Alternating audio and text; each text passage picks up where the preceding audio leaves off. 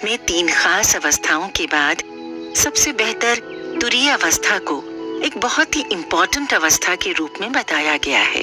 ये अवस्था इंसान के मन की सबसे ऊंची स्थिति है, जिसमें व्यक्ति अपनी आत्मा को पूरी तरह से महसूस करता है। इस अवस्था में व्यक्ति की आत्मा ईश्वर के साथ मिलकर एक हो जाती है, जिससे वो अपने असली स्वरूप को समझता है। तुरीय अवस्था में व्यक्ति का मन अज्ञान और माया के पर्दे से पूरी तरह मुक्त हो जाता है और वो सत्य के आनंद को महसूस करता है। ये अवस्था जागृत, स्वप्न और सुषुप्ति अवस्थाओं से अलग है, क्योंकि इसमें व्यक्ति का मन परमात्मा में समाहित हो जाता है।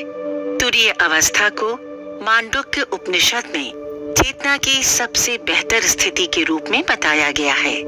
इस अवस्था में इंसान के भीतर कोई भी द्वंद्व या विरोध नहीं होता और व्यक्ति का मन पूरी तरह से शांत और स्थिर होता है। तुरीय अवस्था सांसारिक जीवन के ऊपर सोचने और दुनिया को अलग तरह से समझने का रास्ता प्रदान करती है। तुरीय अवस्था का अनुभव करने से हम इंसान अपने असली स्वरूप को समझते हैं और सांसारिक बंधनों से मुक्त होते हैं। ये हमें आनंद, शांति और संतोष महसूस कराती है और हमें खुद से मिलवाती है। उपनिषद में तो यहाँ तक कहा गया है कि तुरीय अवस्था में इंसान ब्रह्म या फिर अपनी आत्मा से मिल लेता है। वो इंसान का एक ऐसा रूप देख लेता है जिससे दुनियादारी के छलावे से उसका मन टूट जाता है। ये अवस्था हमें अज्ञान और भ्रम से मुक्ति प्रदान करती है, जिससे हम ईश्वर के और करीब जाकर और समर्पण के साथ जी सकते हैं। ये अवस्था सुनने में जितनी सुंदर और आसान लग रही है, इस अवस्था को पाना उतना ही कठिन है। हम में से सबने कभी न कभी जागृत, स्वप्न और सुषुप्ति अवस्था को महसूस किया होगा, लेकिन बहुत ही कम लोग ऐसे हैं जिन्होंने तुरीय अवस्था को महसूस किया होगा। इसे महसूस करना बेहद कठिन है और तुरीय अवस्था बाकी अवस्थाओं से काफी अलग भी है।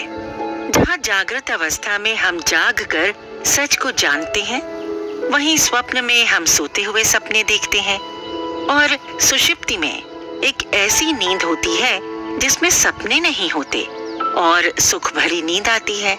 लेकिन तुरीय अवस्था वो सबसे ऊंची और परिपूर्ण अवस्था है जिसमें हमारी आत्मा अभ्यास करने के साथ पवित्र हो जाती है।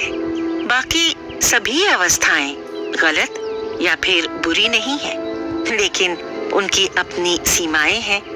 जैसे जागृत अवस्था में हम बाहरी दुनिया के विषयों के बारे में जानते और समझते हैं, जिससे हमारा मन और बुद्धि संवेदनशील या फिर फीलिंग से भरा रहता है।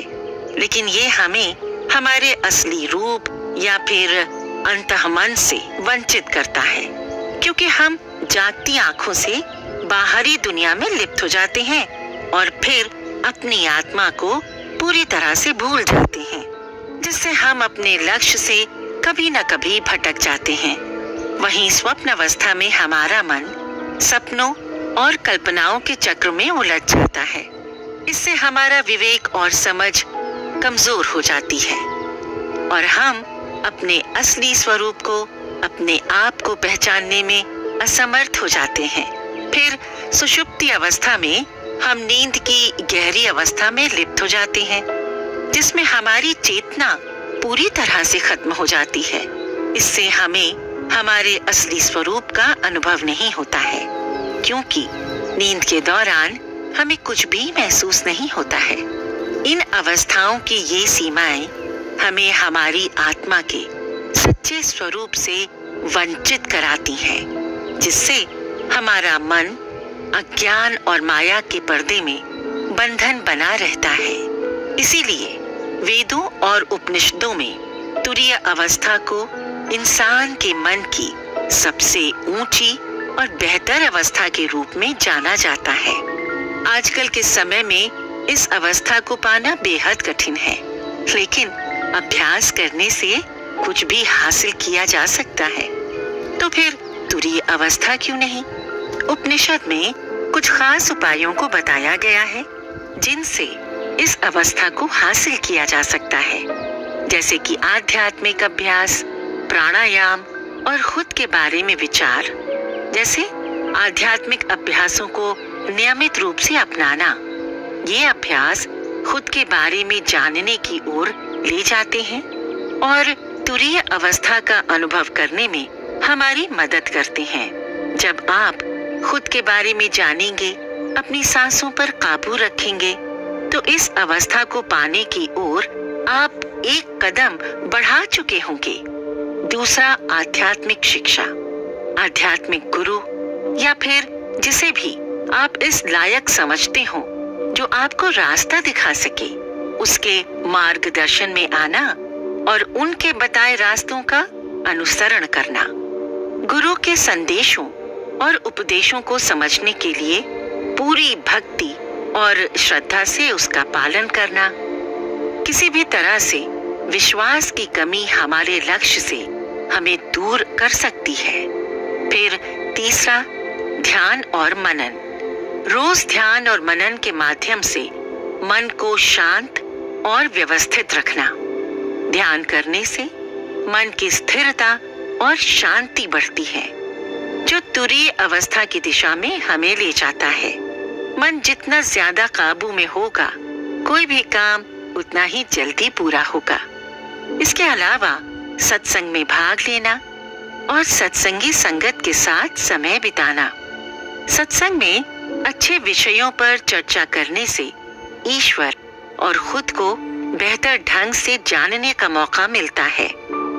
इसके बाद अगर आप इस लायक हैं कि किसी की सेवा कर सकें या फिर दान कर सकें, तो जरूर करें।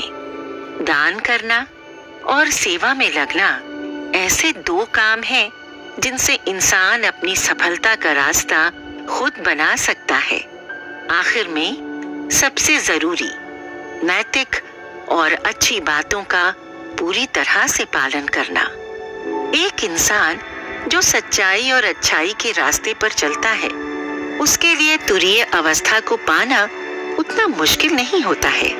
ये सभी उपाय विवेक और समझ के साथ करने से आपका जीवन काफी शांति से भर सकता है।